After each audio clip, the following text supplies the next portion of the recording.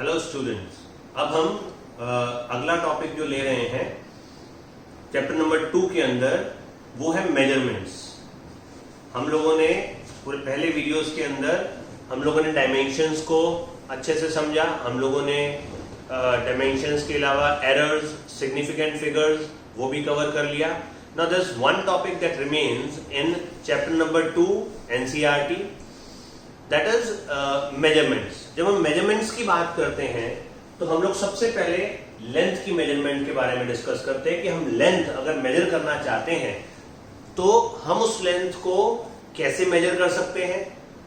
Length के क्या क्या यूनिट्स होते हैं। कुछ यूनिट्स होते हैं जो छोटे यूनिट्स हैं, smaller units of length, whereas there are certain units which are called solar units of length, यानी higher units of measuring length. तो वो भी हम डिस्कस करते हैं। और लेंथ को हम किन तरीके से मेजर कर सकते हैं, what are the methods to measure length, वो भी हम आज देखते हैं। तो लेंथ को मेजर करने के लिए मेरे पास दो मेथड है। There are two ways I can, two broad categories by which I can measure length. Which are the two broad categories? There is a direct way of measuring length. There is a direct method of measuring length. जब हम बोलते हैं direct method, तो direct method का मतलब क्या हुआ? Direct method मतलब हमने स्केल का यूज कर लिया, तो हम लोग लिख देते हैं स्केल। यहां समझो हम लोगों ने क्या किया, वर्नियर का यूज किया, वर्नियर कैलिपर्स का। या हम मे बी स्क्रू गॉज का यूज करते हैं, स्क्रू गॉज, और we may use spherometer. when you go to your lab, when you study your practicals, you will understand how a vernier calipers work, how a screw gauge work, how a spherometer works. Okay, there are other devices also, there are other ways also by which you can directly measure length, but more importantly in this chapter we'll focus on the indirect methods of measuring length. Now what are the indirect methods of measuring length? Let's first of all name them. Indirect methods. So broadly, indirect methods will have one sonar method, which is also known as echo method.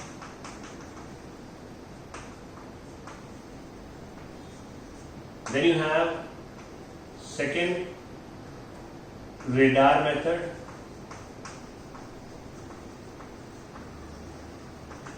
अगर मैं सोनार method की बात करूं या radar method की बात करूं, तो पार्शियली ये दोनों मेथड्स आप क्लास 9th में भी पढ़ते हैं। बेसिकली होता क्या है, अगर इन दोनों मेथड्स की मैं ब्रॉडली बात करूं, होता क्या है, अगर हम साउंड वेव को भेजते हैं, समझो मेरा सोर्स ऑफ साउंड है, जैसे S is a source of sound, उस साउंड को अगर हमने भेजा और वो साउंड किसी रिफ्लेक्टिंग सरफेस पे टकरा के और वापस आ गई, ठीक है, तो जाते हुए उसने डिस्टेंस डी कवर किया, आते हुए भी उसने डी डिस्टेंस कवर किया।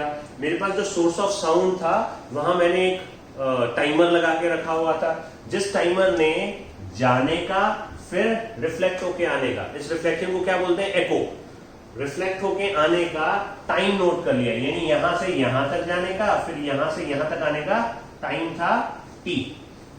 साउंड की स्पीड हमको पता है, हम 340, 332, 336 कोई भी ले सकते हैं depending upon the temperature that we are taking. So let's say 340 हमने metre per second speed of sound ले लिया। तो एको मेथड में क्या होगा, हमने यहां से साउंड भेजी, टकराई, वापस आई, हमने टोटल टाइम नोट किया, हमारी वेलोसिटी ऑफ साउंड कितनी होगी, डिस्टेंस कितना ट्रेवल किया, distance D plus D, 2 into D divided by T. तो बड़े आराम से d की वैल्यू निकाल सकते हो, v into T divide by 2। तो इस मेथड से आप वेलोसिटी ऑफ साउंड जानते हो, आपने टाइम नोट कर लिया, तो you can find out the distance between the source and the reflecting point, है ना। हमने एको के दौरान ये पढ़ा था 9th क्लास में कि 17.2 मीटर कम से कम डिस्टेंस होना चाहिए, 17.1 मीटर या 2 मीटर डिफरेंस 1 होना, 17.1 प्रिसाइजली मीटर डिस्टेंस होना चाहिए सोर्स और रिफ्लेक्टिंग सरफेस के बीच में, ताकि इको आ सके, तो वो कंडीशन यहाँ पे भी वैलिड रहेगी। अगर हमको रिफ्लेक्शन करना है तो हमारे पास उतना डिस्टेंस होना चाहिए, तो उससे हायर डिस्टेंसेस हम इस मेथड से मेजर कर सकते हैं। तो ये हमारा पहला सोनार मेथड है और इको मेथड। वैसे ही दूसरा रेडार मेथड है। अब रेडार मेथड में क्या करते हैं, जो प्लेन जो एरोप्लेन्स की मूवमेंट है वो हम ट्रेस करते हैं with the help of a radar. अब रेडार में और सोनार में इतना ही फर्क है सबसे मेन, कि हम यहाँ पर सोनार में साउंड वेव्स यूज कर रहे हैं, जबकि रेडार के अंदर हम रेडियो वेव्स यूज करते हैं। तो रेडियो वेव्स की स्पीड कितनी हो गई, स्पीड ऑफ लाइट। तो हम लोग क्या करेंगे, हम रेडियो वेव्स भेजेंगे अपने सोर्स से, वो जाएंगी ऑब्जेक्ट को टकराएंगी, वहां से रिफ्लेक्ट होकर वापस हम इसको कैच करेंगे, हम टाइम नोट कर लेंगे। तो टाइम नोट जब कर लेंगे तो होगा क्या, बेसिकली होगा ये कि आप बोलेंगे speed of light is equal to 2d upon t। अब स्पीड ऑफ लाइट तो हमको पता है, हम उसकी वैल्यू जानते हैं, we can put the value as 3 into 10⁻8 metre per second. तो बड़े प्यार से आप c into t divide by 2 करके डिस्टेंस, आप डिस्टेंस निकाल सकते हैं कितनी दूर है एक पर्टिकुलर प्लेन आपके रेडार से। तो ये सेकंड मेथड है, indirect method of measuring length. बहुत ही सिंपल मेथड है, एको मेथड ये है, लेकिन इसके अंदर हम लोग स्पीड ऑफ लाइट यूज करते हैं। तो इनडायरेक्ट मेथड में पहला आ गया सोनार मेथड, दूसरा आ गया रेडार मेथड। एक और मेथड जो मैथमेटिक्स में भी हम यूज करते हैं वो है हमारा ट्रिग्नोमेट्री। ट्रिग्नोमेट्री भी यूज करते हैं हम, हाइट्स एंड डिस्टेंसेस पढ़ते हैं। सो हाइट्स एंड डिस्टेंसेस की मदद से क्या करते हैं, अगर हमको किसी बिल्डिंग का, अगर ये एक बिल्डिंग है जिसकी हाइट y है, अगर मेरे को उसका एलिवेशन दे रखा है theta, this is known to me and elevation is known to me, तो मैं बड़े प्यार से ये जो x डिस्टेंस है, distance of this point from the building, I can find out using trigonometry. tan theta is equal to y upon x, तो x is equal to y upon tan theta. तो ये मेरा तीसरा method हो गया trigonometry, जिससे कि मैं डिस्टेंसेस भी मेजर कर सकता हूं, मैं हाइट भी मेजर कर सकता हूं, डिपेंडिंग कि मेरे को डेटा क्या दिया गया है ना। Heights and distances simple example of measuring lengths. तो ये तीन मेथड हो गए आपके indirect method of measuring length. इसके अलावा एक और बहुत इंपॉर्टेंट मेथड है जिसके ऊपर आपको क्वेश्चन मिलेगा, आपको क्वेश्चन भी मिलेगा, और वो मेथड अप्लाई भी बहुत जगह होता है। क्या बोलते हैं उस मेथड को, उस मेथड को हम बोलते हैं पैरालेक्स मेथड। तो हम उसके बारे में डिटेल में डिस्कस करते हैं कि पैरालेक्स मेथड क्या है। तो तीन मेथड आप नोट कर लीजिए, चौथा आप नाम लिख लीजिए पैरालेक्स मेथड। अब पैरालेक्स मेथड में हम क्या करेंगे, बेसिकली पैरालेक्स चीज क्या है, हम पहले तो वो समझें कि जब हम पैरालेक्स लिखते हैं, अगर आपने कुछ एक्सपेरिमेंट्स परफॉर्म किए हैं तो आपको पैरालेक्स के बारे में बिल्कुल पता होगा। पैरालेक्स मेथड, बेसिकली पैरालेक्स किस कारण से होता है, पैरालेक्स होता है क्योंकि हम एक आंख से जब देखते हैं तो हमको कोई भी चीज सीधी दिखाई देती है, पर जब हम दूसरी आंख भी खोल लेते हैं तो होता क्या है कि जो आपका ऑब्जेक्ट है, जैसे कि मैं एक सिंपल सा एग्जांपल देता हूं, एक पॉइंट हम यहां बना लेते हैं।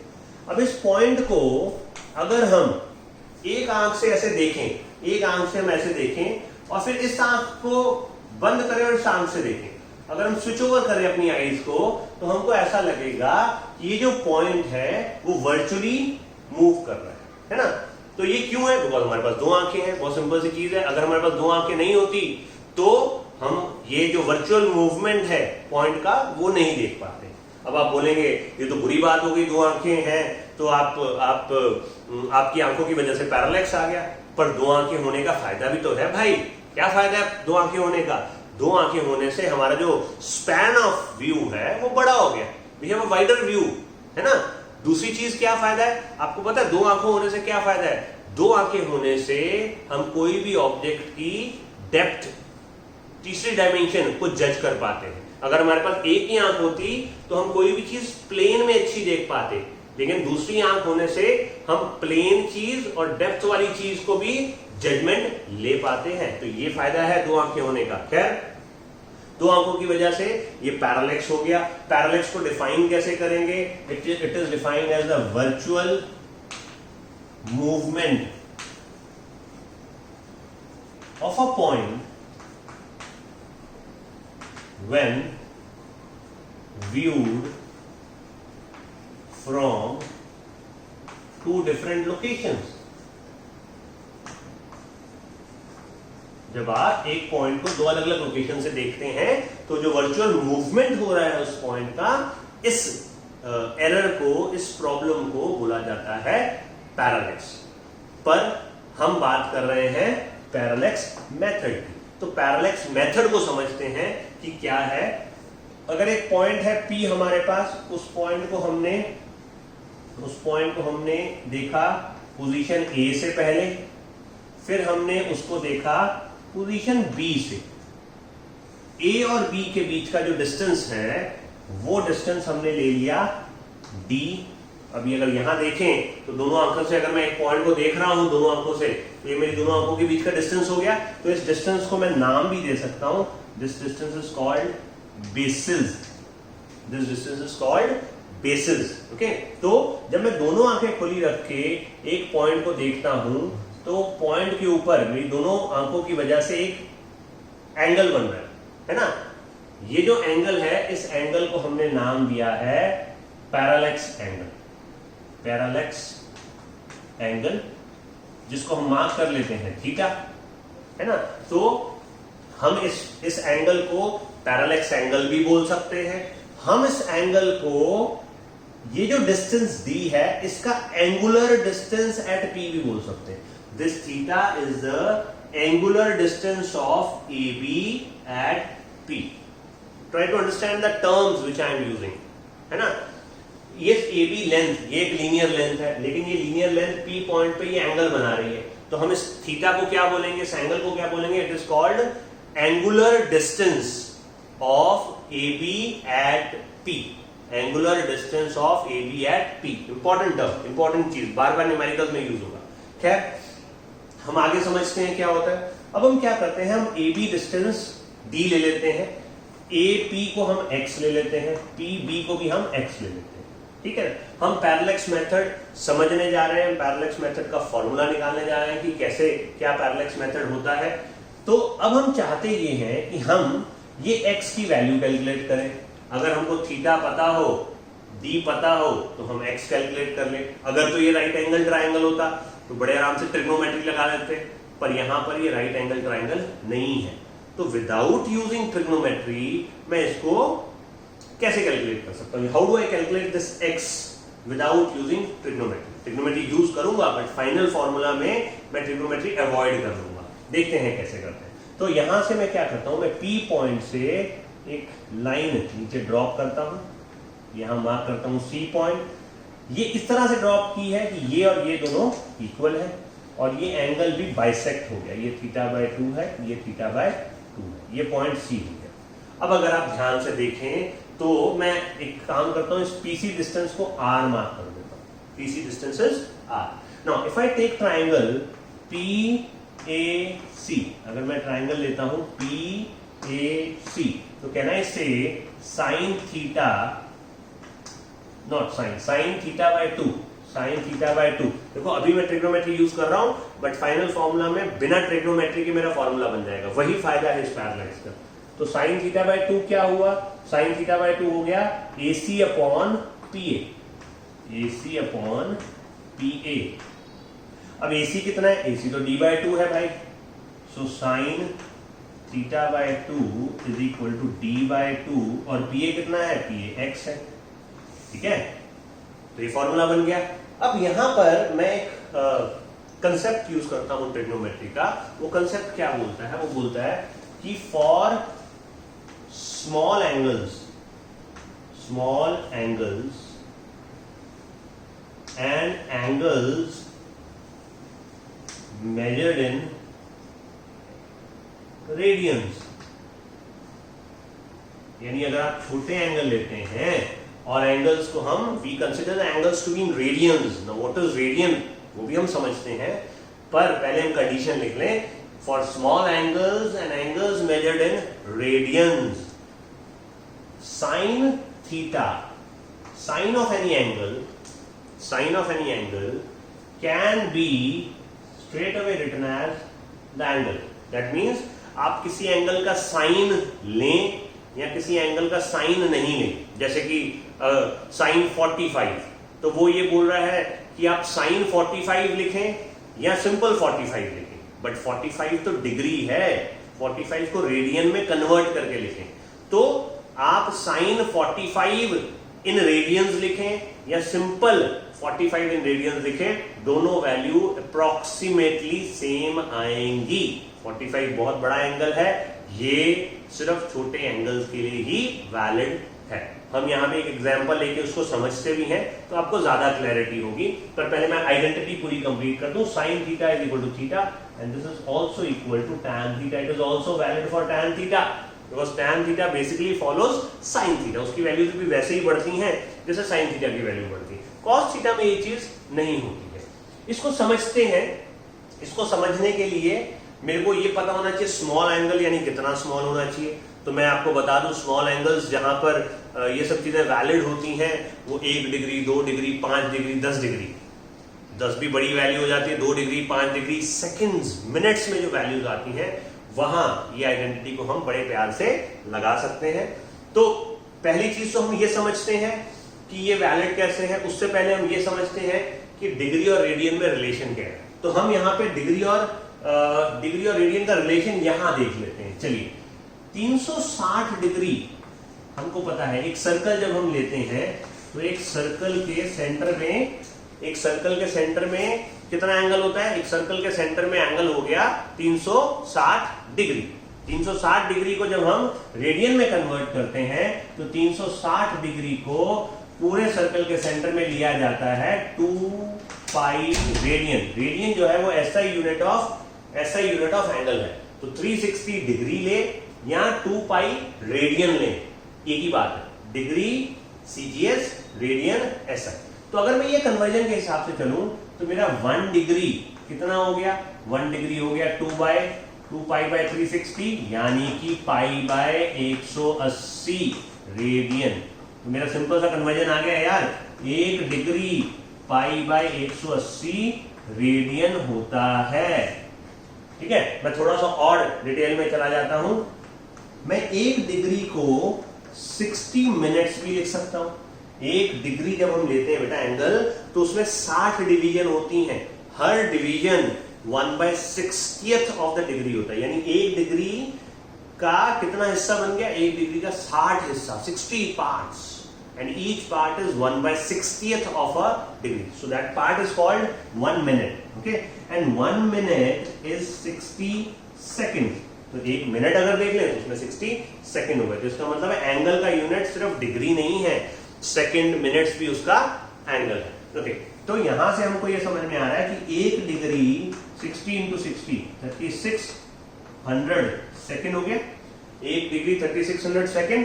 तो इसका मतलब ये हुआ कि 1 second is 1/3600th part of a degree. 1 second जो है वो कितना हो गया? 1 second is equal to 1/3600th part of a degree. तो 1 second 1/3600th part of a degree. और 1 डिग्री कितना है? 1 डिग्री जो है वो आपका पाई बाय 180 रेडियन है। तो इसका मतलब इन दोनों को अगर मैं कंबाइन कर दूं तो मेरा 1 सेकंड कितने रेडियन के बराबर है? 1/3600 degree into 1 degree is equal to pi by 180 radian. तो हम ये वैल्यू अगर सॉल्व करते हैं तो 4.85 इंटू 10⁻⁻6 रेडियन इसका कन्वर्जन आता है।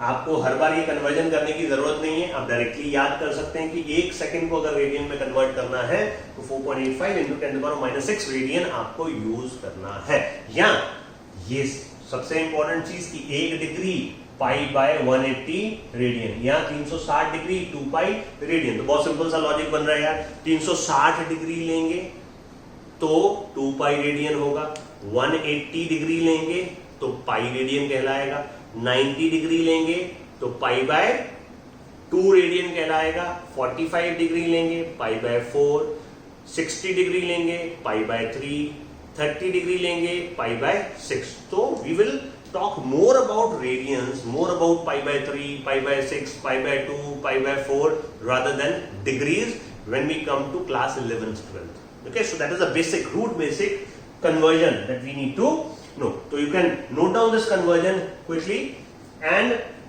then I'll come to this identity. What does this identity say? I'll come back to that. Okay, तो हम लोगों ने ये कन्वर्जन देख लिया कि एक डिग्री जो है वो पाई बाय 180 रेडियन है। एक तो हम ये याद रख लेंगे और एक ये याद रख लेंगे कि 1 सेकेंड जो है वो 4.85 इंटू 10⁻⁻6 रेडियन भी होता है। तो इन दोनों को आपको याद रखना है। अब हम अपनी आइडेंटिटी पे आते हैं कि साइन थीटा जो होता है वो थीटा लिया जा सकता है डायरेक्टली, या टैन थीटा को थीटा लिया जा सकता है। कब? जब आपका एंगल छोटा है और एंगल को हमने रेडियन में लिया है। अब एंगल छोटा यानी क्या? मैंने आपको बोला 1 डिग्री, 2 डिग्री, 3 डिग्री या मिनट सेकंड में एंगल हो तो हम ये आइडेंटिटी को लगा सकते हैं। एक काम करते हैं, what we do is we try to apply this identity as an example on some angle. Let's say the simplest angle that comes to my mind is, let's say, 30 degree. Okay, so if I take theta equals to 30 degree, but I don't have to take degree, I need to take it as radian. So 30 degree is what? 30 degree into pi by 186, so that is pi by 6, 3.14 divided by 6. And this is roughly what? This is roughly 0.5 and maybe 0.52 radians. So when I say sine of 30 degree, what it actually means is sine of 0.52 radian. Now if you clearly see, whether you write 0.52 radian or you write sine 0.52 radian, it means the same thing. Why? Because what is the value of sine 30? The value of sine 30 is 0.5. And 30 degree in radians is 0.52. So 0.52 is almost same as 0.5. And the angle which we are taking is 30. I said it is applicable for small angles. As you reduce this angle, this identity is absolutely applicable and correct. Same is for tan theta also. So I can use this identity anywhere I want, provided the angle taken is small and angle is in radians. So let's try to apply this identity here. Now if I apply the identity to this concept of parallax, this sine theta for small angles, for small parallax angles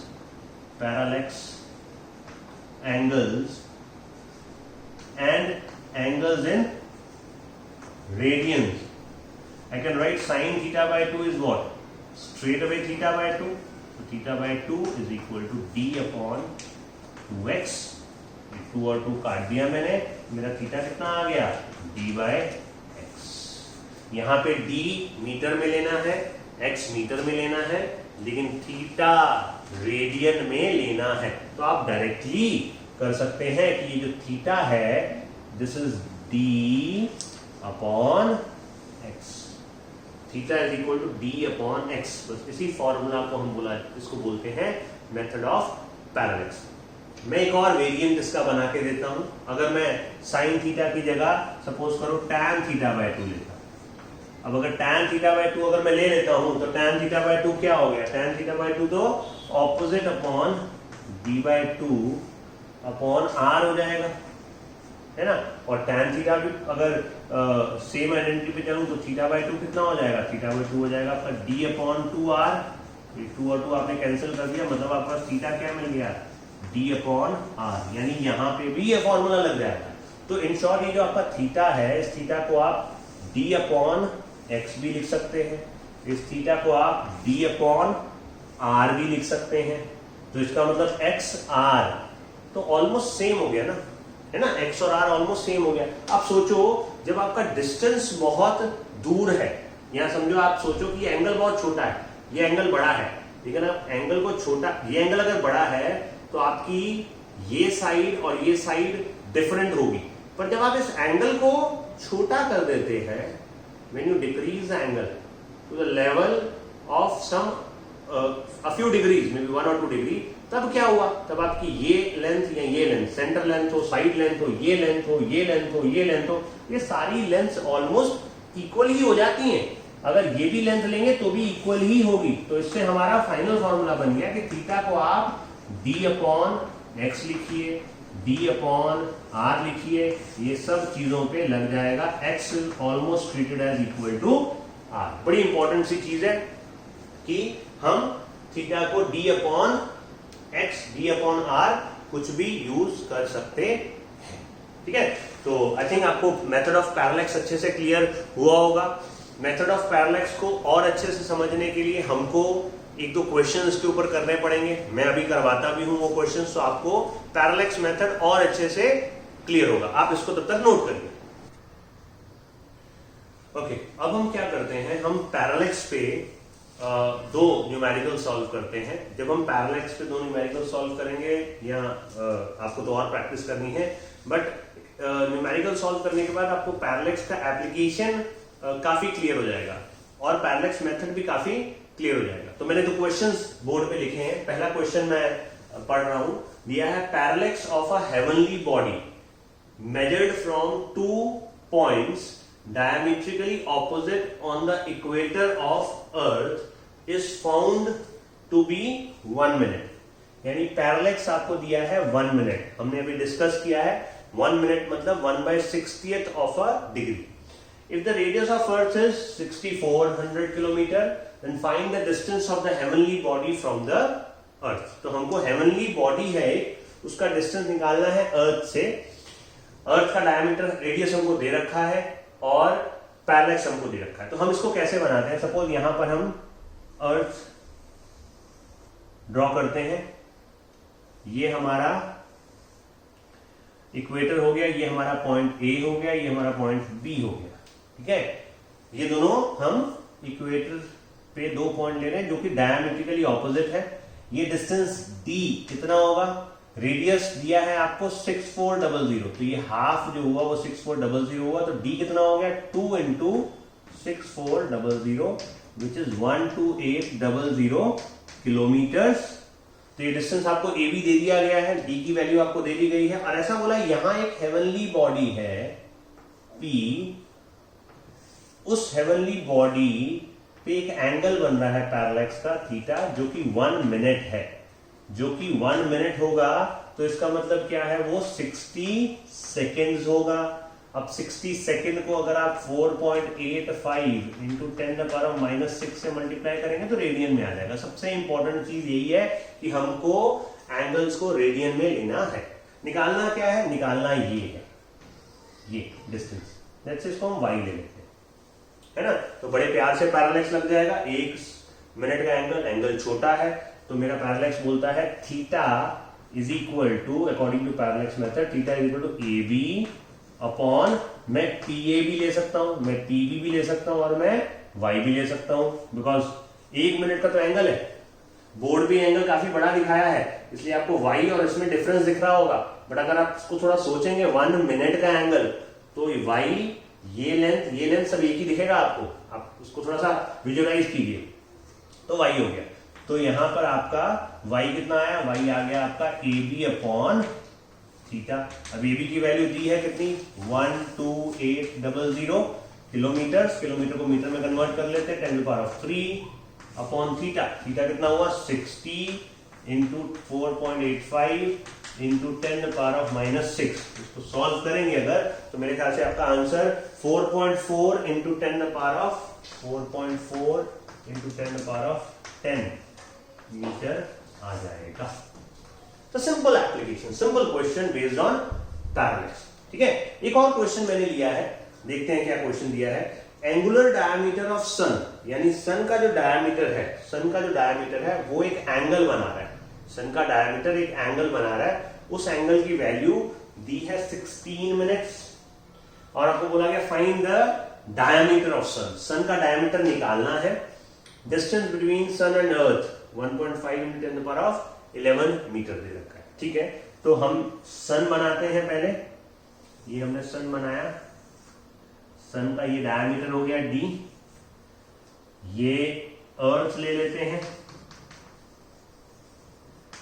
ठीक है। वो बोल रहा है जो diameter है वो अर्थ पे एक एंगल बना रहा है थीटा, और वो थीटा कितना है 16 मिनट, फिर से इंटू 60 पहले तो कर देते हैं, इंटू 4.85 इंटू 10⁻⁻6, तो ये तो रेडियन में आ गया डायरेक्टली, ठीक है। थीटा हमको मिल गया, हमको ये डिस्टेंस दे रखा है, ये डिस्टेंस दे रखा है y, x ले लेते हैं, x, so x is given to us as 1.5, इसको मार्क कर लेते हैं, x जो कि 1.5 इंटू 10⁻11 दे रखा है। आपकी नॉलेज के लिए बता दूं, 1.5 into 10⁻11 is the average distance between sun and earth. It is also called 1 astronomical unit, ठीक है। d निकालना है, तो वापस से हम पैरेलैक्स लगा पाएंगे, पैरेलैक्स मेथड क्या बोलता है, theta is equal to d upon x, so according to parallax theta is equal to d upon x, diameter निकालना है, तो डायमीटर कितना हो गया, डायमीटर हो गया थीटा इंटू एक्स, बस अब वैल्यू सब्स्टिट्यूट कीजिए, 16 इंटू 60 इंटू 4.85 इंटू 10⁻⁻6, ये आपकी थीटा की वैल्यू हो गई, इंटू एक्स कितना दिया है, एक्स इज 1.5 इंटू 10⁻11, तो सॉल्व करेंगे तो आपका मीटर्स में डायमीटर ऑफ सन निकल के आ जाएगा, ठीक है ना। तो ये दोनों न्यूमेरिकल्स करने के बाद आपको थोड़ा सा क्लैरिटी हुआ होगा कि पैरेलैक्स को हमने कैसे अप्लाई करना है।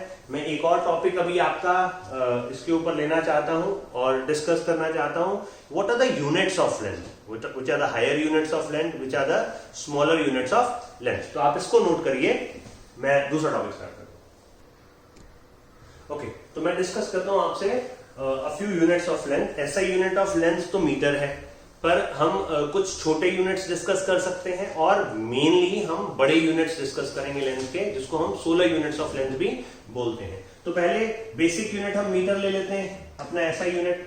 स्मॉलर यूनिट्स में हम ले सकते हैं 1 सेंटीमीटर, 1 सेंटीमीटर यानी 10⁻⁻2 मीटर। फिर हम ले सकते हैं 1 मिलीमीटर, 1 मिलीमीटर इज 10⁻⁻3 मीटर। फिर हम ले सकते हैं maybe 1 micrometre, 1 micrometre is 10⁻⁻6 metre. फिर हम ले सकते हैं 1 नैनोमीटर, 1 नैनोमीटर कितना हो गया 10⁻⁻9 metre. Another important unit which will be used in physics throughout is 1 angstrom, 1 angstrom, angstrom को लिखते हैं 10⁻⁻10 metre. Now this is roughly the size of an atom, this is considered as the size of an atom also। 6 एक और लेते हैं 1 picometer, 1 picometer is 10⁻⁻12 meter। And another unit which I can take is 1 Fermi, 1 Fermi is 10⁻⁻15 meter। Now this is considered roughly the size of a nuclei, a nucleus।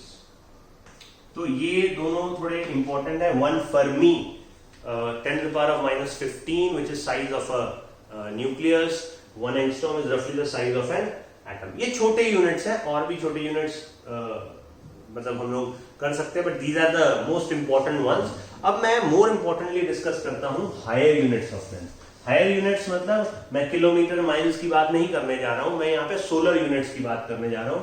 तो मेरे पास अगर मैं solar units की बात करूं तो मेरे पास 3 यूनिट्स हैं जो मैं डिस्कस करना चाहता हूं। पहला है 1 astronomical unit, 1 astronomical unit, AU भी बोलते हैं।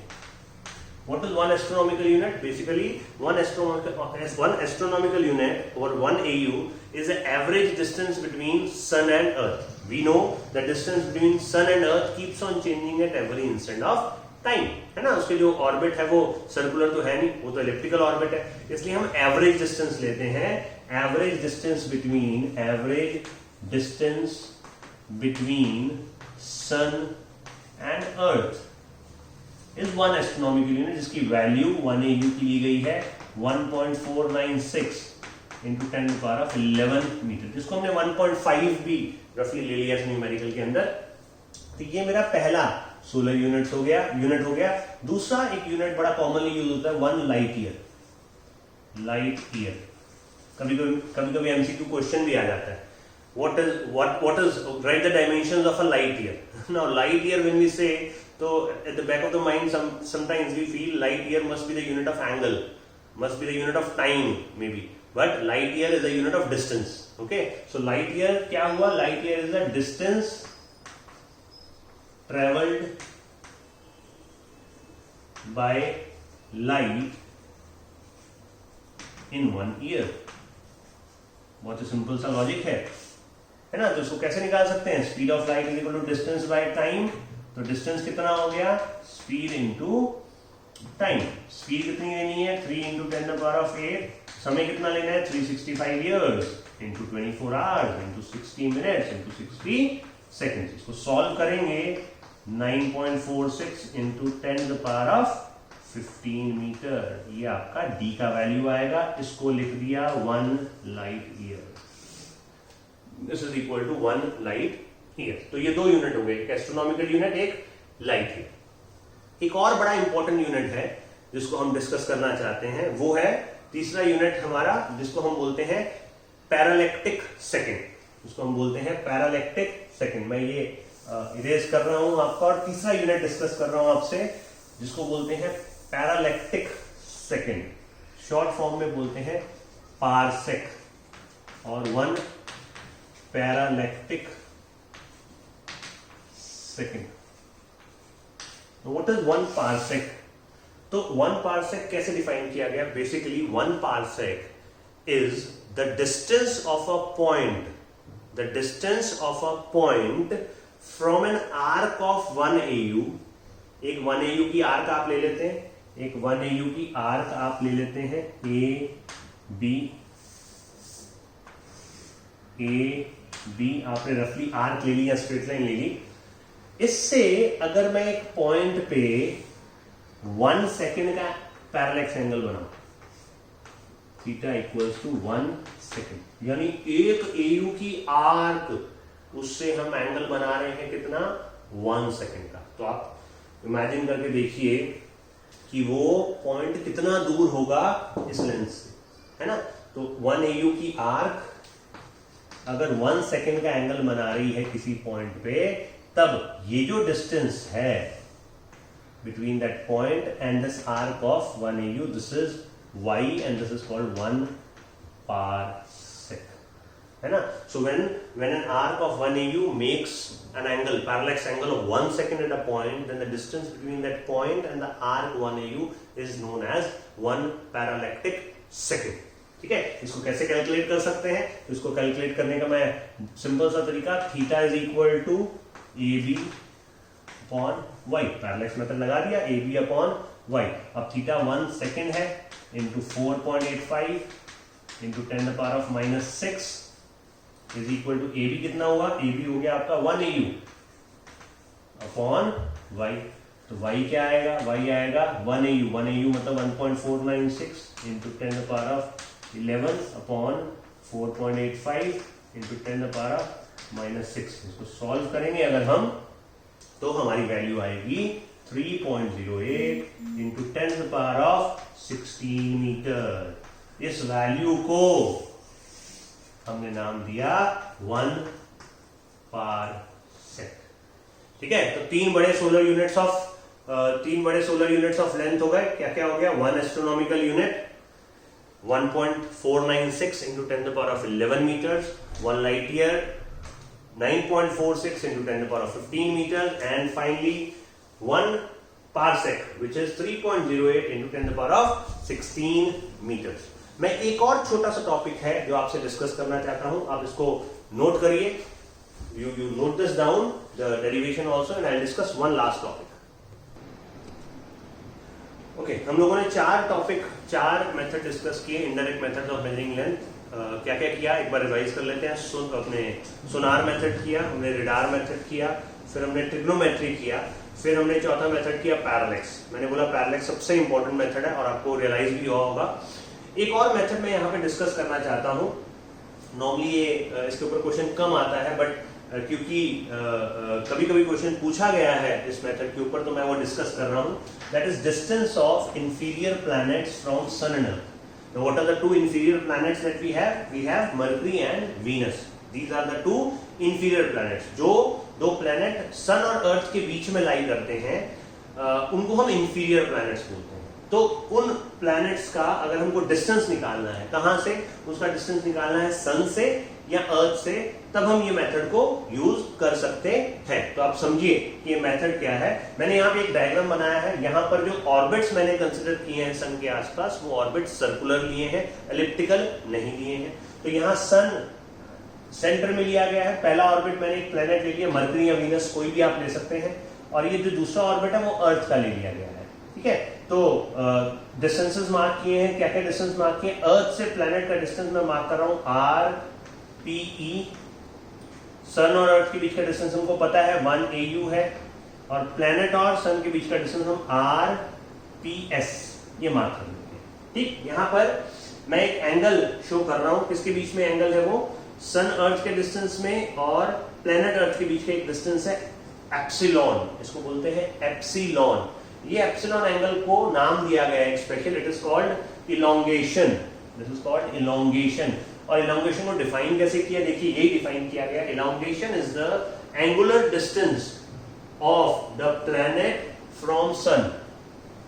इस प्लैनेट का एंगुलर डिस्टेंस, ये जो अर्थ है, ये सन से जो एंगुलर डिस्टेंस बन रहा है, the angular distance of the planet from sun, but it is observe from the earth. यानी अर्थ पे रह के आप ऑब्जर्व कर रहे हैं कि सन से उसका डिस्टेंस क्या है ना. बेसिकली ये जो डिस्टेंस है ये लीनियर डिस्टेंस है, और ये लीनियर डिस्टेंस का जो एंगल बन रहा है, मैंने पहले भी डिस्कस किया, जो पैरेलैक्स टाइप बन रहा है, जो एंगल बन रहा है, पैरेलैक्स वर्ड नहीं यूज करूंगा, गलत यूज किया है.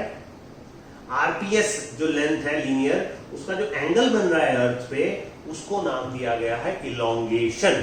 ठीक है, यहां पर एक और इंपॉर्टेंट चीज है जो आपको नोट करनी है. When this elongation is maximum, ये एंगल मैक्सिमम कब होगा, या जब ये एंगल मैक्सिमम होगा तब द प्लैनेट अपीयर्स फारदेस्ट. ये प्लैनेट सन से सबसे दूर होगा from the sun, and angle subtended bye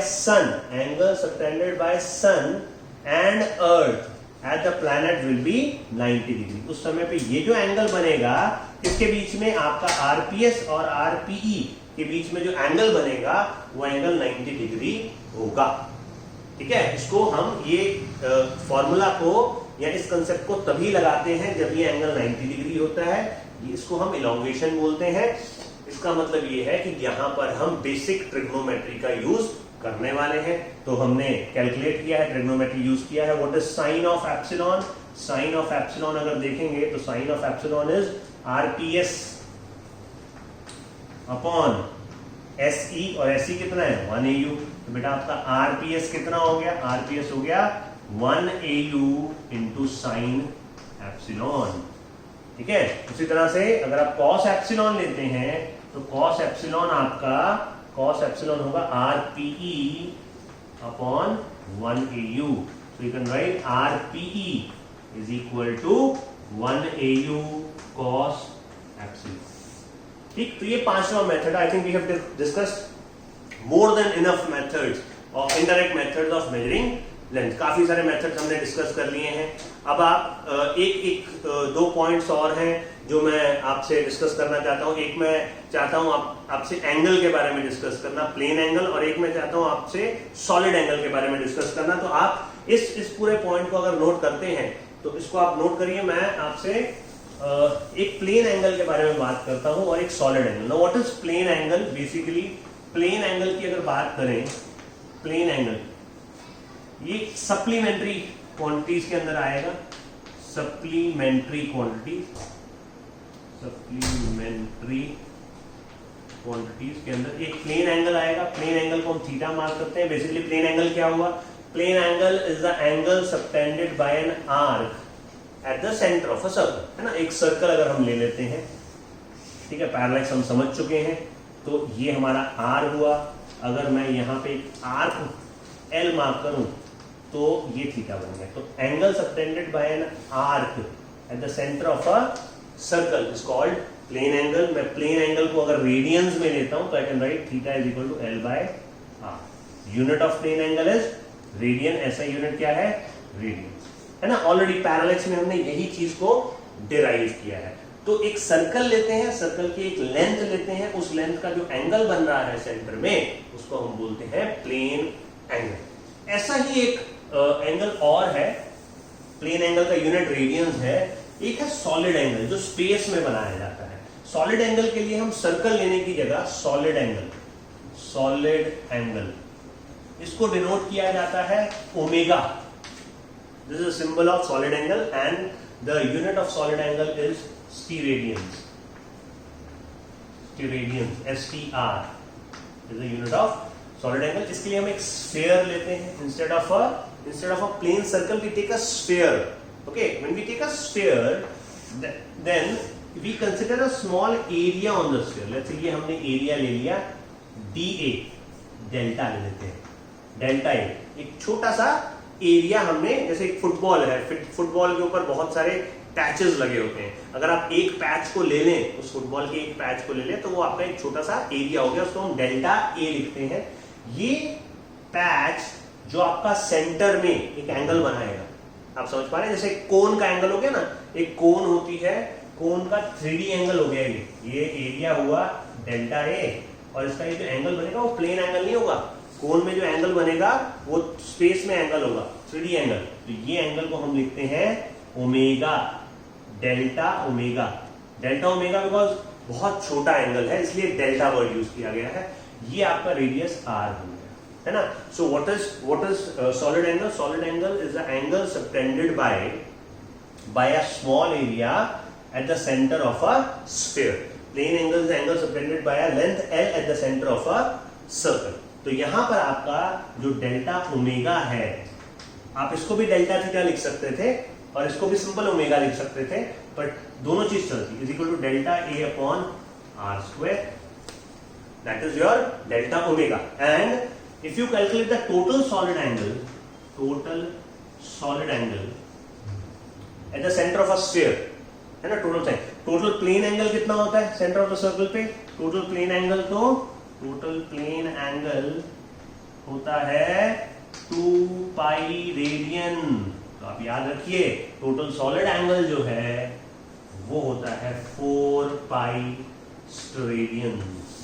ठीक है. Total solid angle 4 pi steradians, total plane angle 2 pi radian. ये भी एक सप्लीमेंट्री क्वांटिटी है, ये भी एक सप्लीमेंट्री क्वांटिटी है. एक तीसरी सप्लीमेंट्री क्वांटिटी भी है जो कई किताबों में डिस्कस किया गया है, कईयों में नहीं डिस्कस किया गया है.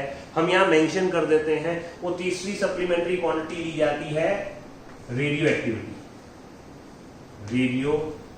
एक्टिविटी, है ना. उसका यूनिट बैक्यूरल. जो हम becquerel is the name of scientist जिसने रेडियो एक्टिव रेज के बारे में डिस्कस किया था. Alpha radiation, beta radiation, gamma radiation, उनको पहले नाम दिया गया था बैक्यूरल रेज. तो रेडियो एक्टिविटी तीसरी सप्लीमेंट्री क्वांटिटी है. तो इस तरीके से इस टॉपिक को खत्म होने के बाद मेरे ख्याल से आपका चैप्टर नंबर 2 जो है वो पूरा कंप्लीट हो जाता है. मैं एक बार आपसे रिवाइज करा देता हूं क्या क्या टॉपिक्स चैप्टर नंबर 2 में मैंने कराए हैं और आपने पढ़ने हैं. मैंने आपको डायमेंशनल एनालिसिस पूरा कराया है. फिर मैंने आपको एरर्स और सिग्निफिकेंट फिगर्स के बारे में पूरा डिस्कस किया है. और अब मैंने यहां आके आपसे मेजरमेंट्स के बारे में डिस्कस किया है. मैंने आपसे सिस्टम्स ऑफ मेजरमेंट भी पहले डिस्कस किया था. FPS system, MKS system, CGS system. उसमें मैंने फंडामेंटल क्वांटिटीज, डिराइव्ड क्वांटिटीज के बारे में डिस्कस किया था. सप्लीमेंट्री क्वांटिटीज मैंने यहां डिस्कस कर दिया, प्लेन एंगल, सॉलिड एंगल और रेडियो एक्टिविटी. कुछ और छोटे छोटे टॉपिक्स हैं जो आप किताब से गो थ्रू कर सकते हैं, जैसे कि how do you measure the size of an oleic acid. छोटे छोटे अगर लेंथ मेजर करने हो तो उसको आप कैसे एस्टिमेट कर सकते हैं. फिर कुछ यूनिट्स दिए हुए, मेजरमेंट ऑफ टाइम दिया हुआ है, जैसे शेक एक यूनिट है टाइम का. तो वो बहुत ही छोटी छोटी थियोरिटिकल चीज़ें हैं जो आप चैप्टर से गो थ्रू कर सकते हैं, बहुत बड़ी चीज़ नहीं है उसको यहाँ पे कराना या पढ़ाना, तो उसको आप एज अ थियोरी कंटेंट याद कर लीजिए। आप लेंथ का डेफिनेशन, मीटर का डेफिनेशन, टाइम का डेफिनेशन, सेकंड का डेफिनेशन, ये सब आप किताब से याद कर सकते हैं। तो जो इंपॉर्टेंट चीजें हैं, जो जिसपे क्वेश्चन पूछा जा सकता है, जेईई नीट में भी पूछा जा सकता है, स्कूल एग्जाम में भी पूछा जा सकता है, वो सब मैंने यहाँ पे आपको कवर करा दिए हैं। मुझे उम्मीद है कि आप लोग इसको अच्छे से समझे होंगे। Please make notes of this chapter, this topic also, and prepare the topic very well. Thank you very much. Study hard. Keep working.